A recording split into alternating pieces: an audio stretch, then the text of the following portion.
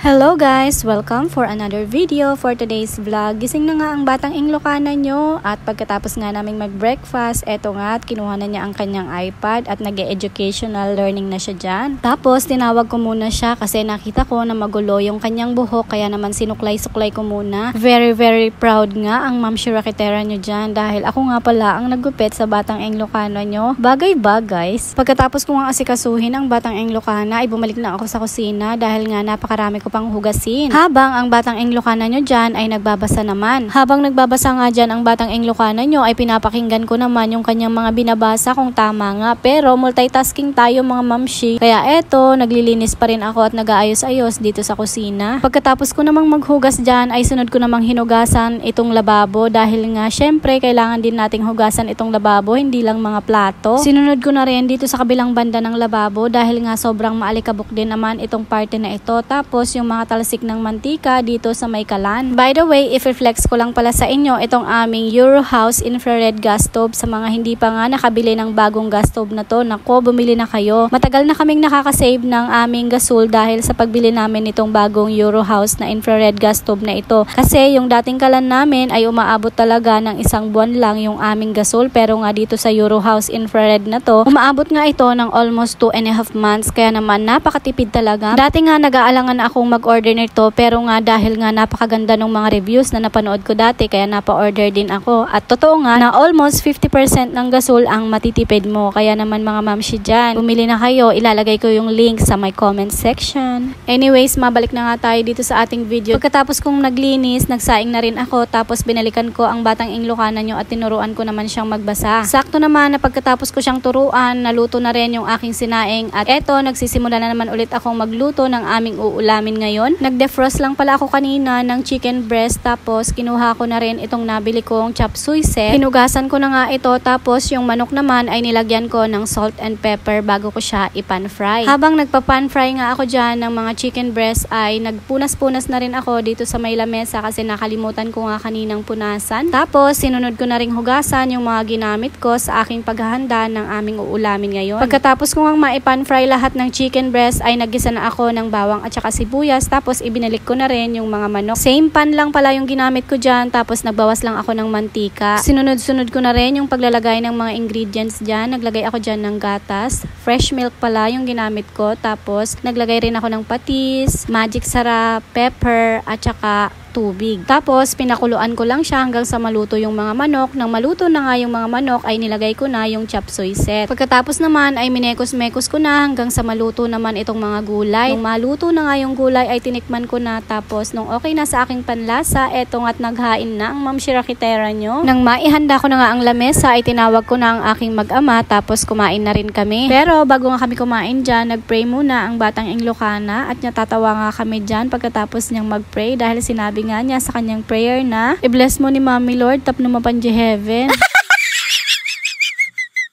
Bigla akong kinabahan mga mamshi. Feeling ko mamamatay na yata ako.